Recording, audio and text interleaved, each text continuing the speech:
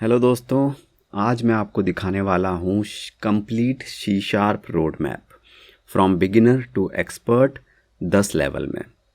हर level के अंदर हम कॉन्सेप्ट्स देखेंगे जो कि बहुत इम्पॉर्टेंट है। अगर आप तो नए हो सी शार्प में तो इस रोड मैप को फॉलो करो और सब कुछ सीख जाओ, एक मास्टर बन जाओ, एक्सपर्ट बन जाओ। अगर आपको सी शार्प पहले से आती है तो आपको ये रोड मैप देखना है और देखने हैं कि आपके कौन से कॉन्सेप्ट्स आपकी नॉलेज में से मिसिंग है, क्योंकि मैं सबसे इम्पॉर्टेंट कॉन्सेप्ट्स ही कवर करूँगा। और अगर आप इंटरव्यूज़ की प्रिपरेशन कर रहे हो तो ये रोड मैप आपके लिए बेस्ट है, क्योंकि मैं पिन पॉइंट भी करूँगा वो वाले कॉन्सेप्ट्स जो कि इंटरव्यू में ज़्यादा पूछे जाते हैं। ठीक है, तो अब आपको क्या करना है, इसको एज एन एक्टिविटी लेना है इस रोड मैप को, और जो भी कॉन्सेप्ट आपको ना पता हो उसको लिख लेना। ध्यान रखना, मैंने step by step levels cover किए हैं from beginner to expert level. ठीक है, और मैं खाली कॉन्सेप्ट्स के नाम लूँगा, मैं उनकी डिटेल में जाके उनको एक्सप्लेन नहीं करूँगा बहुत ज़्यादा, बहुत हाई लेवल का थोड़ा बहुत। ठीक है, क्योंकि एक रोड मैप है, ट्यूटोरियल नहीं है, तो इसलिए। ऑलराइट, तो हम सी शार्प के लेवल 1 से शुरू करेंगे, जो कि है हमारा बेसिक सिंटैक्स के बारे में कि क्या क्या हमें पता होना चाहिए, एक बिगिनर को भी पता होना चाहिए। सबसे पहले हमारे पास होते हैं इसमें डेटा टाइप्स एंड वेरिएबल्स। तो जो हमारे पास बिल्ट इन टाइप्स हैं आपके सी शार्प में, ये वाले इन, डबल, कैर, बूल, स्ट्रिंग, ऑब्जेक्ट, ये आपको और भी हैं बट ये आपको पता ही होने चाहिए। ठीक है, वेयर एंड डायनामिक का जो डिफरेंस है वो इंटरव्यू पॉइंट ऑफ व्यू से बहुत ज़रूरी है, आपको आना चाहिए। कैसे जो डायनामिक है वो टाइप आप चेंज कर सकते हो एट रन टाइम, और वेयर में डाटा टाइप ऑटोमेटिकली पता लग जाता है। ठीक है, नलेबल टाइप्स क्या होते हैं, कैसे ये नल वैल्यूज़ को होल्ड करते हैं, क्या कॉन्सेप्ट है, पता होना चाहिए। इसके बाद हमारे पास ऑपरेटर सी शार्प में कौन से होते हैं, जैसे अर्थमेटिक है, ये वाले लॉजिकल ऑपरेटर्स हैं, रिलेशनल ऑपरेटर्स हैं। मुझे पता है ये आपको पता ही होगा, बट मैं फिर भी पॉइंट आउट कर रहा हूँ क्योंकि कहीं कुछ मिस ना हो जाए इम्पॉर्टेंट में से। तो ये सारे ऑपरेटर्स जो मैंने यहाँ मेंशन किए आपको आने चाहिए। उसके बाद हमारी कंट्रोल स्टेटमेंट्स कौन सी होती हैं, जैसे इफ एल्स होती है, स्विच केस होती है, जो आपके प्रोग्राम को बेसिकली आप जो डिसीजन मेकिंग करते हो कि इधर जाना है उधर जाना है, उसमें मदद करती है। राइट, फिर हमारा ये एक स्विच केस में डिफ़ॉल्ट कीवर्ड है, ये भी आपको आना चाहिए। फिर दो हमारा है जंप स्टेटमेंट्स। जंप स्टेटमेंट जैसे कंटिन्यू, ब्रेक, रिटर्न, ये जो कीवर्ड्स हैं जो हमारे फ्लो में मदद करते हैं, ये आपको पता होने चाहिए। फिर loops, for, while, do while, for each loop, ये कैसे हम इनकी मदद से रिपीटेड एक्शंस कर सकते हैं अपने प्रोग्राम में, यह आपको आना चाहिए। तो ये है हमारा लेवल 1 जो कि एक बिगिनर को भी पता होने चाहिए। उसके बाद हम थोड़ा सा लेवल बढ़ाते हैं। ओके, अब यहाँ इंटरव्यू पॉइंट ऑफ व्यू से क्या क्या ज़रूरी है, where and dynamic and this continue, break, return, ये बहुत पूछे जाते हैं इंटरव्यूज़ में। नेक्स्ट लेवल पे चढ़ते हैं सी शार्प के, और हाँ ये लूप्स भी बहुत पूछे जाते हैं, मतलब आने ही चाहिए। लेवल 2 है हमारा ऊप्स कोर कॉन्सेप्ट्स। ठीक है, अगेन माय फ्रेंड, अगर आपको कोई भी कॉन्सेप्ट में कुछ भी डाउट है तो लिख लेना, मिस मत करना। केवल इंपॉर्टेंट कॉन्सेप्ट कवर किए हैं, जो आपके 80% प्रोजेक्ट जो बनता है इन्हीं कॉन्सेप्ट पे बनता है। इंटरव्यू में भी 80% यही पूछे जाते हैं। ठीक है, ऑलराइट, तो लेवल 2 में ऊप्स में हमारे जो कॉन्सेप्ट्स हैं उनमें जो हमारा पहला है ऊप्स कोर कॉन्सेप्ट में क्लासेस एंड ऑब्जेक्ट्स का है। इसमें खाली मैं क्लासेस एंड ऑब्जेक्ट्स के अंदर जो जो कॉन्सेप्ट हैं वो आपको बताऊंगा कि जो आपको पता होने चाहिए। मेथड एंड पैरामीटर्स में रिटर्न टाइप्स आपको एकदम अच्छे से, ये वॉइड, इंट, स्ट्रिंग, एरे, कैसे हम मेथड से रिटर्न करते हैं। ठीक है, उसके बाद हमारा पैरामीटर हम पास कैसे करते हैं मेथड्स के बीच में, एक मेथड से दूसरे मेथड्स में। तो ये इसका आइडिया पास बाय वैल्यू और पास बाय रेफरेंस के थ्रू, ये 2 टेक्निक हैं। तो इन टेक्निक्स के थ्रू कैसे पैरामीटर पास करते हैं, ये आपको रेफ एंड आउट कीवर्ड्स, आपको इनका आइडिया होना चाहिए। उसके बाद एक ऑप्शनल पैरामीटर का कॉन्सेप्ट होता है हमारा, जो कि अगेन पैरामीटर्स के लिए ही होता है। बहुत ज़्यादा इंपॉर्टेंट तो नहीं है बट बहुत ज़्यादा मुश्किल भी नहीं है, थोड़ा सा देखोगे आपको आइडिया लग जाएगा, इसलिए मैंने पॉइंट आउट भी कर दिया है। फिर हमारा नेम्ड आर्गूमेंट्स होते हैं, अगेन सेम, बहुत इंपॉर्टेंट नहीं है बट बहुत मुश्किल भी नहीं है। अगर आप मेथड्स के बारे में थोड़ा सा भी जानते हो तो आपको आइडिया लग जाएगा, सॉरी पैरामीटर्स के बारे में तो आपको देखते ही पता लग जाएगा। ठीक है, तो ये था हमारा क्लासेस एंड ऑब्जेक्ट्स के अंदर जो मेथड एंड पैरामीटर्स होते हैं। उसके बाद जो हमारा मेथड्स, जो कंस्ट्रक्टर्स होता है क्लासेस में, कंस्ट्रक्टर्स एक टाइप ऑफ मेथड ही होता है, ओके, स्पेशलाइज्ड मेथड होता है। इसमें क्या क्या हमें पता होने चाहिए, टाइप्स ऑफ कंस्ट्रक्टर्स पता होने चाहिए, default, parameterise constructor, constructor overloading, ये मस्ट टू हैव है, आपको आने ही चाहिए, इम्पॉर्टेंट है, बेसिक है। इसके बाद अगर आपको थोड़ा सा टाइम मिलता है, अगर आपको पहले से पता है ये कॉन्सेप्ट, तो फिर आप सीखो ये स्टैटिक कंस्ट्रक्टर और कॉपी कंस्ट्रक्टर, जो कि थोड़ा सा एडवांस है। और फिर ये हमारे पास जो है फील्ड्स डाटा जो कि हमारे क्लासेस में होती हैं, ये भी बेसिक है, ये भी आपको आना चाहिए। ओके, तो ये है हमारा ऊप्स कॉन्सेप्ट्स में जो हमारे क्लासेस एंड ऑब्जेक्ट्स का कॉन्सेप्ट्स हैं। अब इनमें इंटरव्यू पॉइंट ऑफ व्यू से ये और पैरामीटराइज कंस्ट्रक्टर, ये तीनों, ठीक है, ये तीनों हमारे इंटरव्यू में पूछे जाते हैं, इसलिए मैंने पिन पॉइंट कर दिए हैं। अब हम बढ़ते हैं लेवल 3 में, जहाँ पे हम ऊप्स के 4 पिलर्स के कॉन्सेप्ट्स कवर करेंगे। ठीक है, पहले हमने कोर कॉन्सेप्ट्स कवर किए थे क्लासेस एंड ऑब्जेक्ट्स, अब हम करेंगे लेवल 3 में कौन से, जो पिलर्स हैं। तो पिलर्स आपको पता होंगे बट पिलर्स के अंदर के जो कॉन्सेप्ट्स हैं वो शायद मैं पिन पॉइंट करूँगा, तो आप देखना आपको पता है कि नहीं है। इनकैप्सुलेशन पहला पिलर क्या करता है, ये डाटा हाइडिंग के करता है। डाटा हाइडिंग कैसे करता है, एक्सेस मॉडिफायर का यूज़ करता है।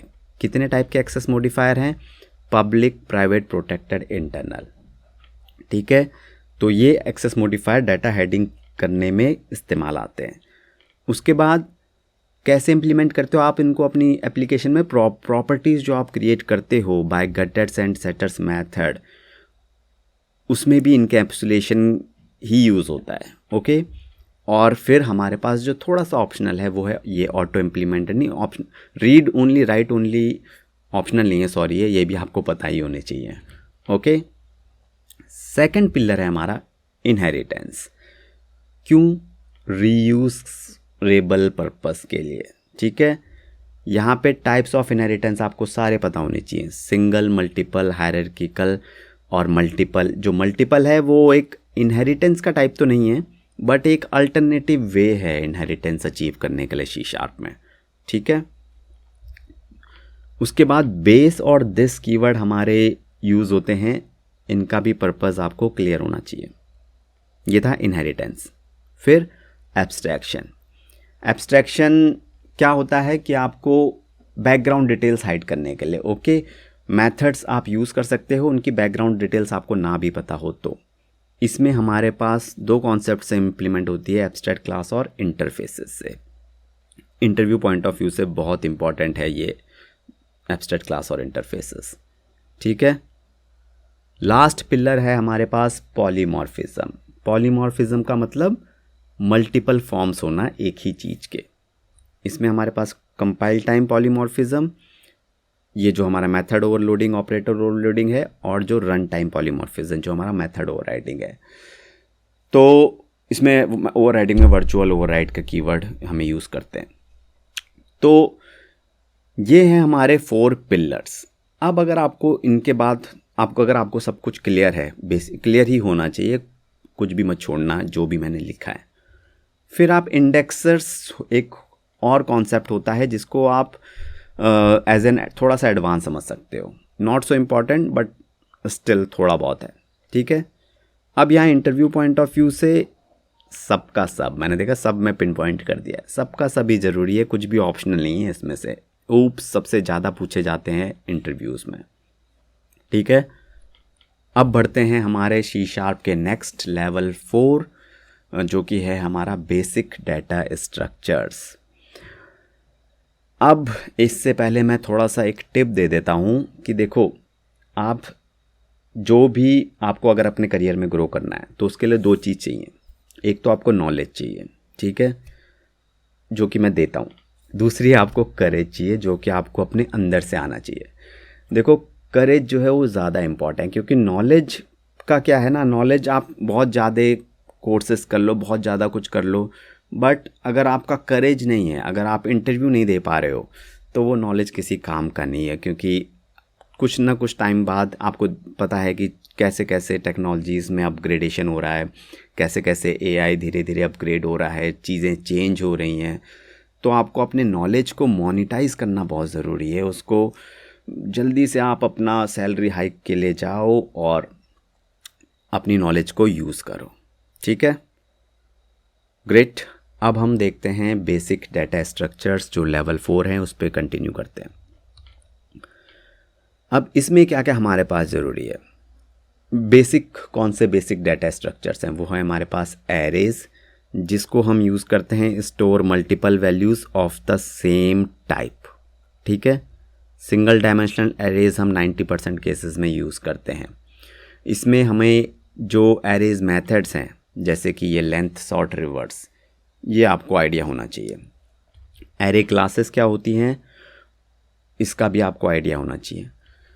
इसके बाद कुछ ऑप्शनल हैं, वो है multi dimensional arrays. Jacked arrays इतना ज़्यादा यूज़ नहीं होता है, मैंने लिख दिया है, बट आप इसको ऑप्शनल समझ सकते हो। बहुत ही हाई लेवल आइडिया रखना, ज़्यादा डीप में जाने की ज़रूरत नहीं है, ठीक है। फिर आता है हमारा स्ट्रिंग्स।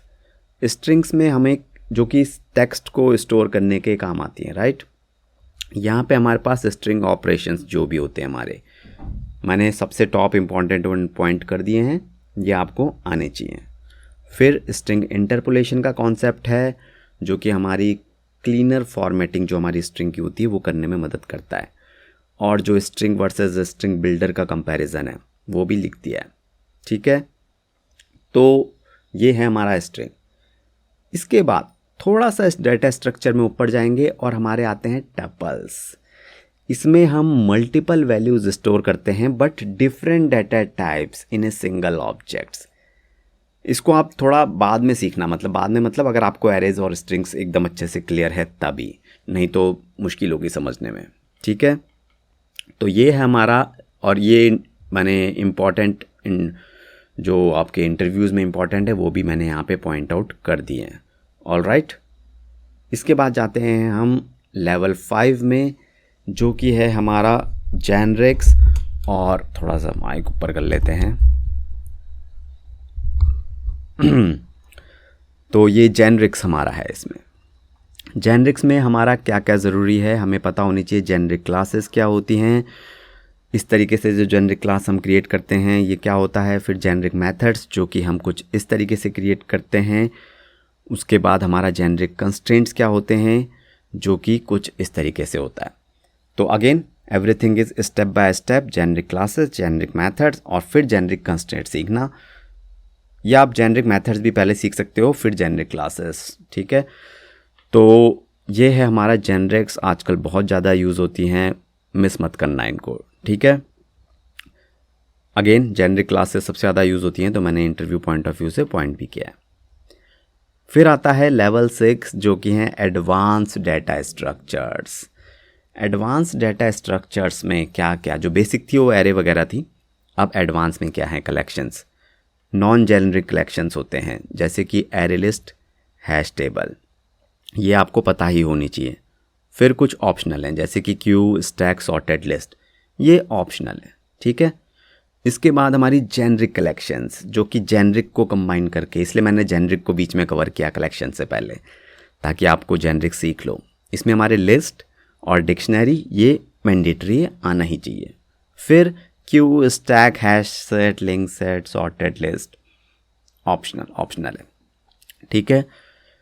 जब आपको ये दोनों आ जाएं, नॉन जेनरिक और जेनरिक, फिर अगर आपको थोड़ा सा एडवांस जाना है तब आप ये स्पेशलाइज्ड कलेक्शन सीखो, और एक कंकरेंट कलेक्शंस भी होता है, ये भी सीखो, जो कि थ्रेड सेफ ऑपरेशंस के काम आता है। अगेन अगर आपको थोड़ा ऊपर जाना है, array list, hash table, list, dictionary, ये आपको पता है अच्छे से, जो कि हमारे इंटरव्यू पॉइंट ऑफ व्यू से भी इम्पॉर्टेंट हैं, तभी आप एडवांस पे जाना। Okay, great. नेक्स्ट जो टॉपिक है लेवल 7 वो है एक्सेप्शन हैंडलिंग और फाइल हैंडलिंग का। बट इससे पहले एक छोटी सी नोटिफिकेशन है, और वो ये है कि अगर आप इंटरव्यूज़ की प्रिपरेशन कर रहे हो तो आप जो मेरा कोर्स है टॉप 500 .NET इंटरव्यू क्वेश्चंस, इसमें मैंने हर कॉन्सेप्ट को as a question answer video lecture में कवर किया है डिटेल में। तो आप इस कोर्स को रेफ़र कर सकते हो, या फिर ये जो PDF बुक है वो भी आप जो डिस्क्रिप्शन में मैंने लिंक दे रखा है वहाँ से डाउनलोड कर सकते हो, वो पेड हैं, ताकि आप जैसा इस कैंडिडेट ने इंटरव्यू क्रैक करे हैं मेरे कोर्स को यूज़ करके, तो आप भी सेम कर सकते हो। ठीक है, यूज़ करना चाहते हो तो अच्छी बात, नहीं करना चाहते हो तो कोई बात नहीं। कंटिन्यू करते हैं रोड मैप पे। Level 7 handling, exception handling and file handling. सबसे पहले एक्सेप्शन हैंडलिंग में क्या क्या, इसमें ट्राई कैच फाइनली बहुत ही बेसिक पता ही होना चाहिए। थ्रोइंग एक्सेप्शन उसके बाद नेक्स्ट लेवल हम सीखेंगे। इसमें throw versus throw ex interview में बहुत पूछा जाता है, और इसलिए मैंने इसको अलग से पॉइंट आउट किया है।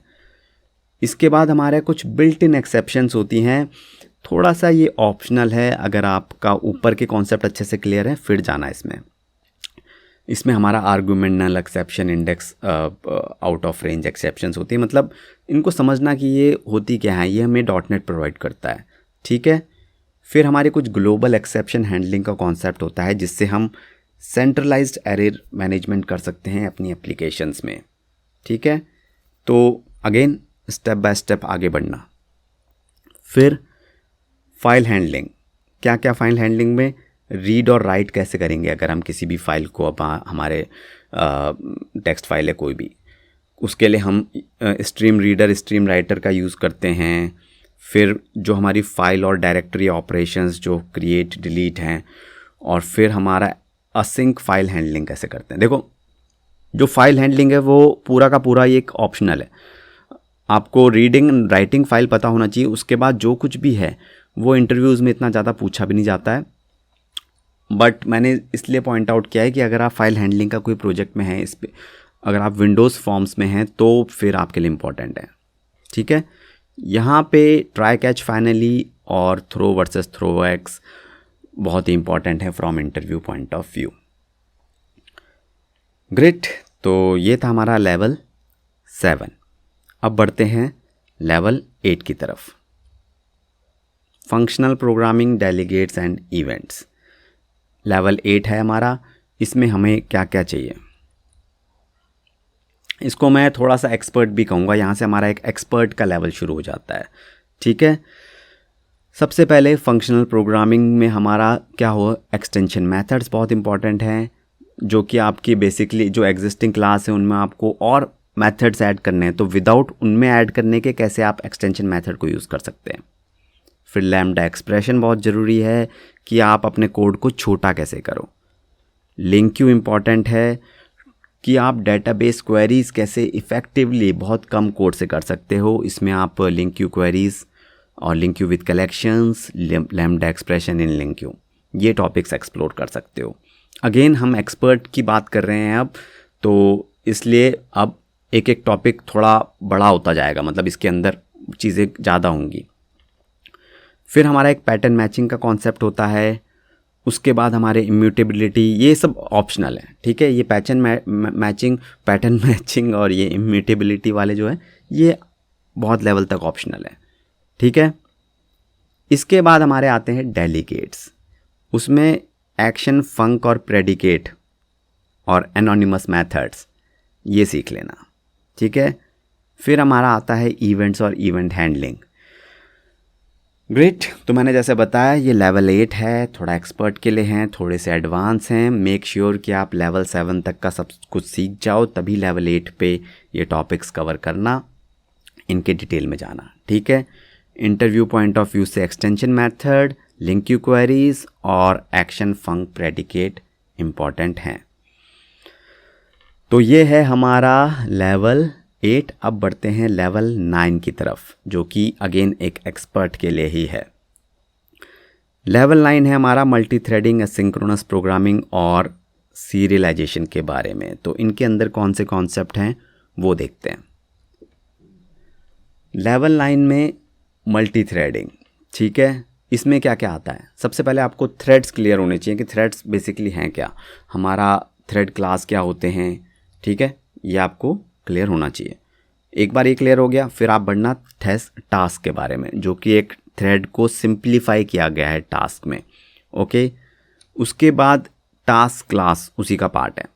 फिर आता है parallel programming, step by step बढ़ना। पैरेलल प्रोग्रामिंग क्या होती है, इसमें हमारा पैरेलल फॉर ईच का एक कॉन्सेप्ट होता है। ये क्या होता है, ठीक है। तो ये हमारा मल्टी थ्रेडिंग के अंदर ये 3 मेन कॉन्सेप्ट थे। फिर असिंक्रोनस प्रोग्रामिंग में, इसमें सबसे इम्पॉर्टेंट है असिंक और अवेट। सीखना ही सीखना है, कोई भी मतलब छोड़ना मत इसे।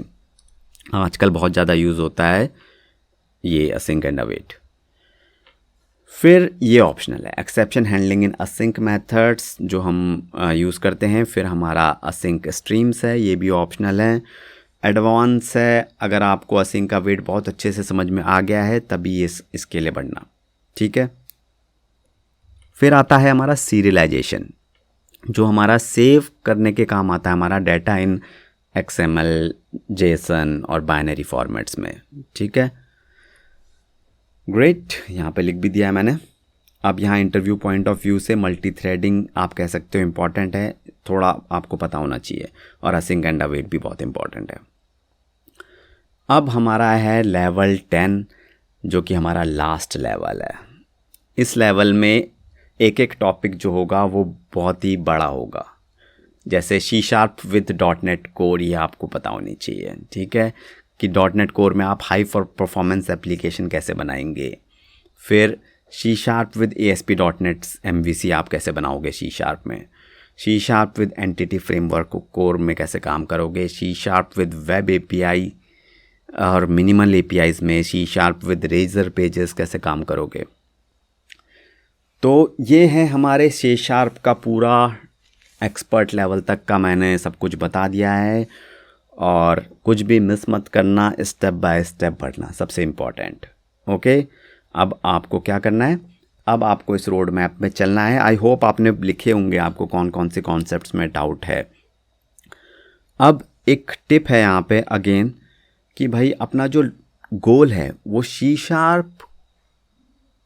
को कंप्लीट लर्न करना मत बनाना, उसको बनाना कि C# कंप्लीट लर्न करूँगा और फिर 100% जॉब सैलरी हाइक लूँगा या फिर जॉब को ग्रैब करूँगा। ओके, अपनी अर्निंग को मोनेटाइज मत करना मत भूलना, मैं ये चीज़ बार बार बोलता हूँ, ठीक है।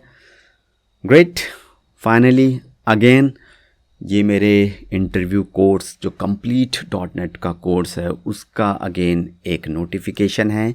लिंक वीडियो कोर्स का और बुक का मैंने डिस्क्रिप्शन में दे रखा है। Finally all the best from my side for your interviews and your career.